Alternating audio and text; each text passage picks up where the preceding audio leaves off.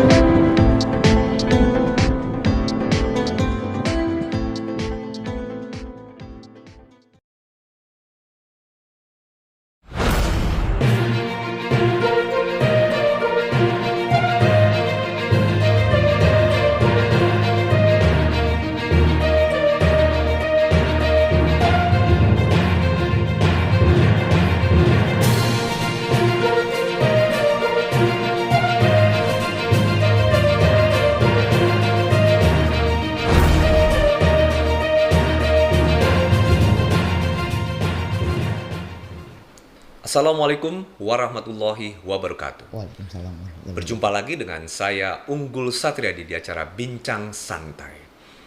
Para Rangers Nusantara kali ini Binsan kedatangan tamu luar biasa. Siapa dia? Ada di samping saya. Beliau adalah Pak Benny Rusmawan. Assalamualaikum Pak Benny. Waalaikumsalam warahmatullahi wabarakatuh. Alhamdulillah, terima kasih Pak Benny sudah Sama-sama. menyempatkan waktu untuk hadir di tempat kita, khususnya di acara Bincang Santai. Siap, Nah, siap. sebelum kita banyak ngobrol-ngobrol Pak Benny, silakan nih kenalan dulu sama Rangers Nusantara Pak Benny ya. Silakan Pak Benny. Sebutannya Ranger ya. Ya. Buat kawan-kawan Ranger, Ranger Nusantara ya. Ya betul. Saya Benny Rusmawan. Mungkin lebih dikenalnya sebagai teman-teman bilang saya tuh penggiat sejarah. Saya nggak tahu istilahnya apalah, tapi yang buat saya saya lebih nyaman dengan sebutan itu. Penggiat sejarah, pemerhati sejarah, Oke. atau tapi bukan sejarawan. Karena bukan sejarawan. Oke, baik Pak Ben. Pak Ben, penggiat sejarah, pemerhati sejarah. Ini kapan Pak Ben mulai tertarik untuk menjadi penggiat atau pemerhati sejarah? Ya, mulai kapan nih? Atau mungkin ada kejadian khusus nih Pak Ben ya, sehingga Pak Ben senang sekali dalam mempelajari, atau bahkan sekarang di orang-orang Bekasi nyebut Pak Ben penggiat sejarah gitu ya. Gimana nih Pak Ben? Boleh cerita sedikit nih Pak Ben ya? Iya, boleh. Intinya sih gini, hobi saya mungkin dari kecil baca, terus jalan-jalan. Kalau bahasa sekarang traveling ya. Tapi si poinnya sejarah itu awalnya kan dari buku, karena saya hobinya baca buku. Terus kemudian semenjak jadi dewasa saya suka jalan-jalan. Ya kenapa nggak saya combine, nggak saya gabungin gitu. Kan kalau ada buku, buku ini bercerita tentang satu daerah yang saya kunjungin, saya cari sekalian. Baru kita tahu daerah itu menarik. Oh, ada dulu sejarahnya seperti ini nih. Ya, itu sih awalnya cuma itu. Dari mulai tahun saya meneliti atau menelusuri sejarah lah, bahasa yang suka saya pakai, menelusuri sejarah dalam tanda kutip gitu ya. Mengikuti ketertarikan saya dari 2012. 2012 ya. Dari 2012 udah kurang lebih 10 tahun 10 ya tahun. Pak Benny ya. Sebelum-sebelumnya apa cuek-cuek aja apa memang sudah mulai tertarik tapi lebih Mulai tertarik. fokusnya Fokusnya di 2012. Tapi 2012. kemulaian tertarikan dengan sejarah itu kapan? Atau karena faktor apa Pak Ben? Boleh cerita nggak? Mungkin faktornya karena saya orang pertama, saya anggap saya orang Jakarta. Saya kumpul dengan teman-teman yang suka sejarah, yang biasanya menyebut bahwa Jakarta itu kota aman. Terus saya bilang, masa sih Jakarta nggak pernah ada pertempuran selain di Jawa? Karena yang kita selalu dengar pertempuran cuma ada di Jawa Tengah, Jawa Timur. Di Jakarta nggak ada apa-apa gitu. Dari situ saya mulai tertarik, saya cari sejarahnya. Kenapa saya menelusuri daerah Bekasi sampai saya bisa menelusuri kisah perjuangannya kayak General Lee, ketemu dengan beberapa anak buahnya. Poinnya dari situ. Dorongan Pak Benny untuk mempelajari sejarah atau menjadi penggiat sejarah karena memang keterbatasan informasi yang Pak Benny dapatkan. Jadi rasa penasaran muncul gitu Pak Ben Iya, ya. iya. Sampai nggak cuma Jakarta Pak Beni mempelajari tentang sejarahnya, tapi juga Bekasi nih ya. Akhirnya ini Pak Ben banyak mempelajari sejarah-sejarah di Bekasi ya, seperti Kiai Haji Nur Nur Ali. Ali ya sebagai Ya. pahlawan nasional. Seperti itu ya Pak Ben. Nah Pak Ben ngelihat sejarah Jakarta dan Bekasi, ada nggak sih benang merahnya atau ada sesuatu yang berdiri sendiri antara Bekasi dan Jakarta nih menurut Pak Ben ya? Sebagai penggiat sejarah, boleh sharing sedikit nggak? Boleh, tapi sebenarnya gini, kita ngomong sejarah Jakarta, sejarah Bekasi, itu nggak bakal pisah. Jadi secara keseluruhan, Bekasi, Jakarta, atau seputaran Jakarta, zaman Belanda disebutnya Oma Landen. Oma Landen itu wilayah pinggir di Batavia. Batavia itu kotanya sekarang Jakarta. Pinggirannya itu Depok, Tangerang, Bogor, dan Bekasi. Bekasi. Nah itu yang kalau kita bisa bilang nggak akan terputus benang merah, pasti ada sejarahnya. Oke. Dari mulai dulu ibaratnya zaman Belanda gitu, Indis, sampai zaman kemerdekaan.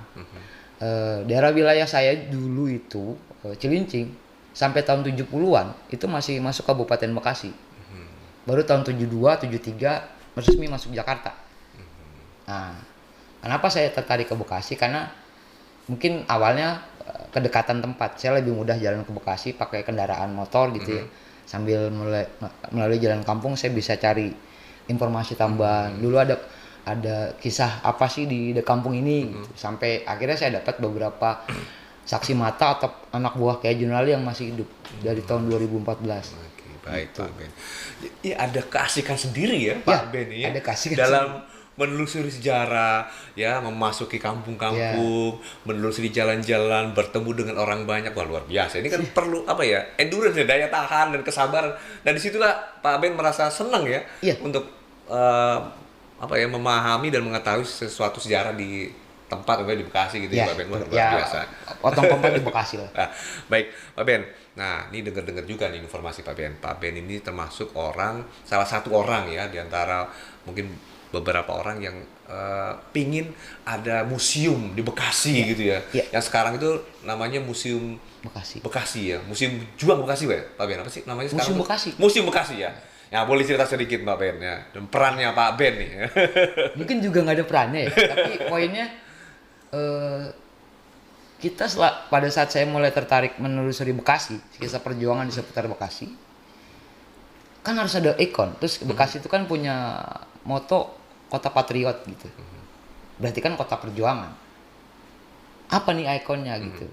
Sampai akhirnya saya nemuin gedung itu, walaupun sejarahnya itu gedung villa tuan tanah Cina dari Batavia, tapi gedung itu di era perjuangan adalah markas Komando Pertahanan Jakarta Timur.